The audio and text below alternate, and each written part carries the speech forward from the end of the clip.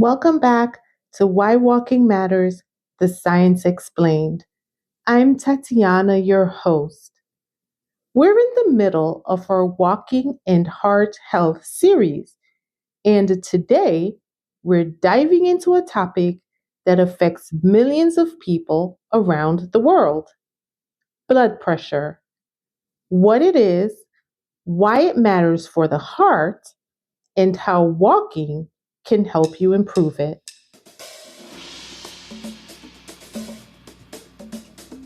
High blood pressure, also called hypertension, is a major risk factor for heart disease, stroke, kidney disease, and other serious conditions.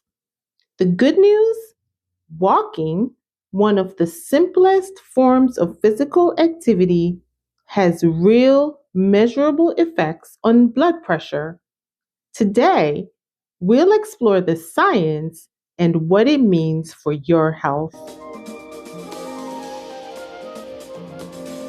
First, what exactly is blood pressure and how does it connect to the heart? Your heart pumps blood through your arteries to deliver oxygen and nutrients to your body. Blood pressure is the force of that blood pushing against the walls of your arteries. Systolic pressure, the top number, measures pressure when your heart beats. Diastolic pressure, the bottom number, measures pressure when your heart rests between beats. Healthy blood pressure means your heart isn't working too hard just to circulate blood. When blood pressure stays elevated over time, it puts extra strain on your heart and blood vessels. This increases the risk of heart attack, stroke, heart failure, and kidney damage. In fact, hypertension is one of the biggest modifiable risk factors for cardiovascular disease worldwide. Regular physical activity, including walking, is recommended by health professionals as a first line intervention to prevent and manage high blood pressure. So, what does the evidence say about walking? A systematic review and meta analysis of 73 trials involving over 5,700 people found moderate certainty evidence that walking reduces systolic blood pressure, the top number, and low certainty evidence that it reduces diastolic blood pressure as well. From Cochrane.org, the effect of walking on blood pressure control. Review question: can walking lower blood pressure? Background: hypertension or elevated blood pressure is a major risk factor for cardiovascular diseases such as coronary heart disease, stroke, and heart failure. Lowering blood pressure to normal levels is effective in reducing the risks of these diseases.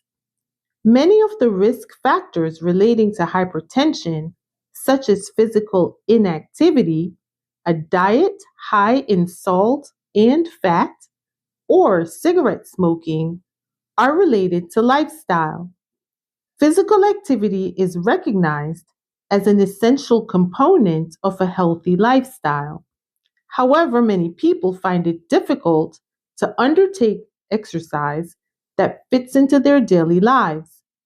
Walking is a low cost activity and one which many people can do. Previous studies have shown inconsistent results of the effect of walking on blood pressure control. Study characteristics. We included 73 trials involving 5,763 participants from 22 countries, published up to March 2020. These trials included both males and females with an age range from 16 to 84 years, with approximately half aged over 60, 51%, and 39% aged 41 to 60 years with various health conditions. The types of walking activity varied, including home, community, school, or gym based walking several times a week with different intensity levels. Key results. We found moderate certainty evidence suggesting that walking reduces systolic blood pressure.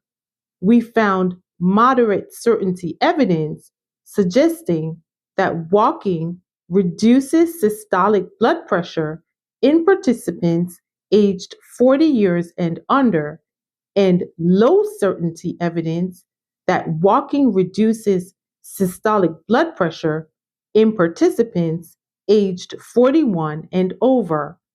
We also found low certainty evidence suggesting that walking reduces systolic blood pressure in females and males.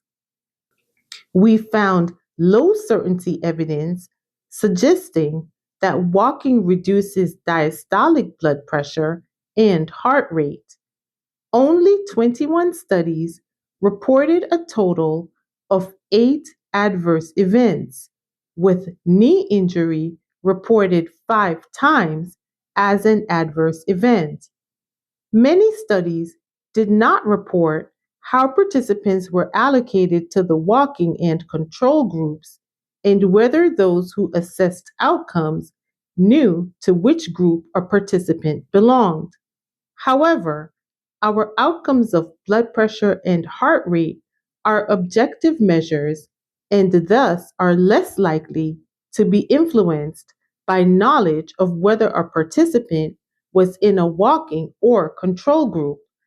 Our findings suggest that moderate intensity walking 3 to 5 times per week of 20 to 40 minutes duration and 150 minutes per week for approximately 3 months could have an effect on lowering blood pressure.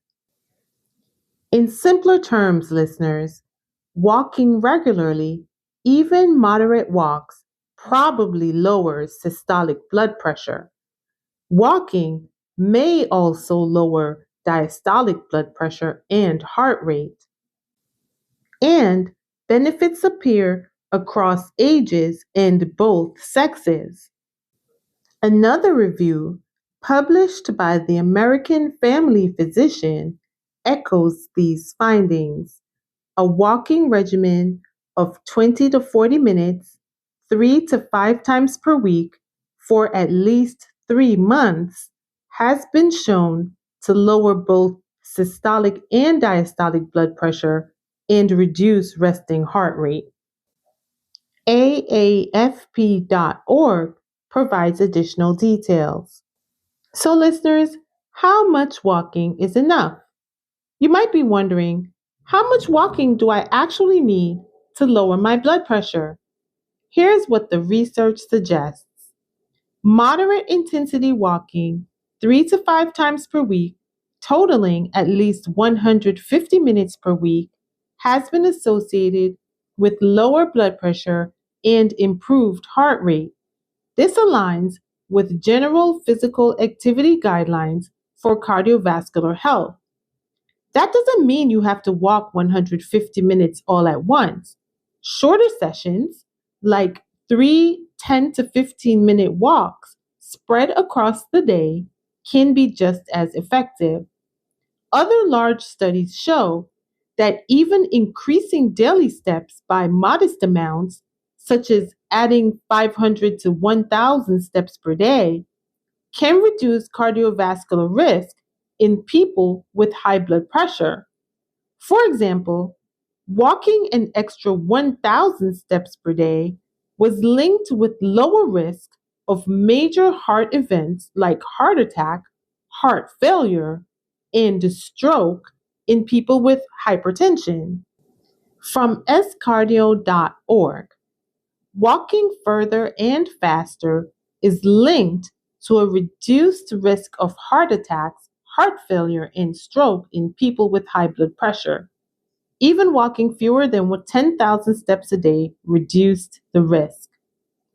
Sofia Antipolis, France.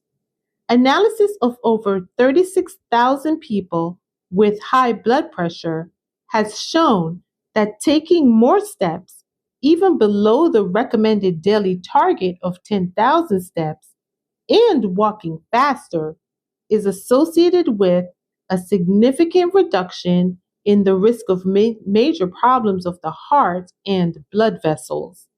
The study, published in the European Journal of Preventive Cardiology, found that compared to a daily step count of 2,300 steps, every extra 1,000 steps was linked to a 17% reduction in the risk of developing a major adverse cardiovascular event, up to 10,000 steps. Additional steps above 10,000 were associated with a lower risk of stroke. Approximately 1.28 billion people worldwide are living with high blood pressure, and it places them at increased risk of heart disease, 49% increase, stroke, 62% increase, and heart failure, 77 to 89% increase. Until now, it has been unclear how much people with high blood pressure need to increase their physical activity in order to see a reduction in their risk of a major adverse cardiovascular event. Professor Emmanuel Stamtakis, director of the McKinsey Wearables Research Hub at the University of Sydney, Australia, who supervised the study, said, "This study is one of the first to demonstrate a dose-response relationship between daily step count and major problems of the heart and the blood vessels. In a nutshell, we found that if you live with high blood pressure, the more you walk with greater intensity, the lower your risk for future serious cardiovascular events." These findings support the message that any amount of physical activity is beneficial, even below the widely recommended daily target of 10,000 steps, he said. The study analyzed data obtained from 32,192 people who had enrolled in a sub-study of the UK Biobank study. They had been diagnosed with high blood pressure and agreed to wear an accelerometer on their wrist for 7 consecutive days to measure how far and how fast they walked. Data from the accelerometers was collected between 2013 and 2015. The average age was 64, and the participants were followed up for nearly 8 years, providing the researchers with data for 283,001 person years. During this time, 1,935 cases of heart problems or stroke occurred. In addition to a 17% reduction in overall risk for every extra 1,000 steps a day, the researchers found a 22% reduction in heart failure, 9% reduction in risk of heart attack, and 24% reduction in risk of stroke.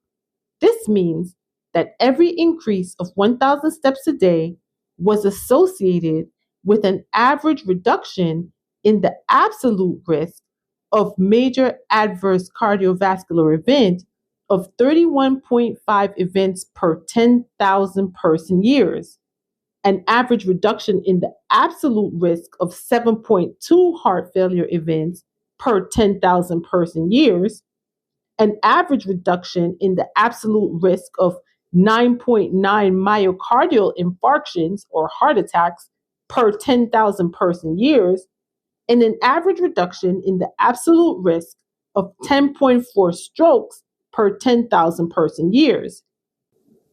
The average intensity of the 30 minutes of fastest walking per day was 80 steps a minute, and this was associated with a 30% reduced risk of major adverse cardiovascular events. There was no evidence of harm in people whose 30 minutes of fastest walking or running was over 130 steps a minute. The researchers found similar results when they looked at 37,350 people without high blood pressure. Every 1,000 step increase in daily step count led to an average lower risk of major adverse cardiovascular events, heart failure, myocardial infarctions, and stroke of 20.2%, 23.2%, 17.9%, and 24.6%, respectively. Professor Stamatakis said, "Our findings offer patients accessible and measurable targets for heart health, even below 10,000 steps daily. Clinicians should promote physical activity as standard care, especially in patients with high blood pressure. Our results can inform new, tailored public health recommendations for these patients. Future recommendations on walking in people with high blood pressure could consider promoting higher stepping intensity.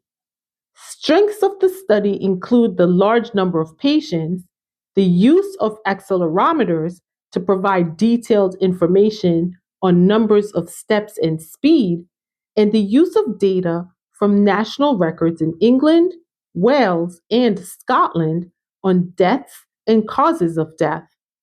Limitations include the fact that physical activity was measured only when people first joined the study and did not include any subsequent changes in behavior. In addition, the researchers point out that their findings can show only that there is an association between walking further and faster and better health outcomes, not that it causes these better outcomes. However, they conducted extensive analyses to minimize the risk of what is called reverse causation, in which, in this case, health problems could be causing both a reduction in physical activity and an increase in heart disease events. Most UK Biobank participants are white, are less likely to be obese, to smoke or drink alcohol, and to be better educated, and so they may not be representative of the general UK population. And so we find, listeners, that brisk walking, walking that is slightly faster and more purposeful, has shown even greater cardiovascular benefits, including better blood pressure control. So, what is the physiology? Why does walking lower or help to lower blood pressure? Walking improves blood vessel flexibility, stimulates nitric oxide release, which relaxes and widens our arteries. Walking helps to reduce stress hormones such as cortisol, and walking improves heart efficiency so it doesn't have to work as hard. And over time, these changes lead to lower blood pressure readings and less strain on your heart and arteries. Here are some practical ways to use walking to help manage your blood pressure. 1. Aim for 20 to 40 minutes per session, 3 to 5 times per week. 2. Break your walking into shorter sessions if needed. 3. Try incorporating brisk intervals, like adding 1 to 2 minutes of faster walking every 10 minutes. 4. Track your steps or time so you have a sense of progress. And 5. Pair walking with other heart healthy habits like balanced nutrition and stress reduction. Remember, consistency matters more than perfection. Even small increases in activity can start influencing your blood pressure. Walking is one of the most accessible, low cost ways to support healthy blood pressure and protect your heart. The science shows that regular, moderate walking really can make a measurable difference, even if you don't hit high intensity or long distances. Next week, we'll bring you something special. Our first guest here on Why Walking Matters. We'll be talking to a heart health expert, a clinician who works directly with patients on blood pressure and cardiovascular risk, so you can hear real world insights straight from someone in the field. I'd also urge you to check out episode 24 of Why Walking Matters, the Science Explained, where we break down walking trends such as Japanese interval walking, one of the most researched walking methods in the world. You may also be interested in our Nutrition for Walking series last month. As always, you can send us a text or email to tell us about a topic you'd like to hear more about on the podcast, or share your walking story at whywalkingmatters.com. I'd be delighted to hear from you. And if you're enjoying this podcast, be kind, share with a friend.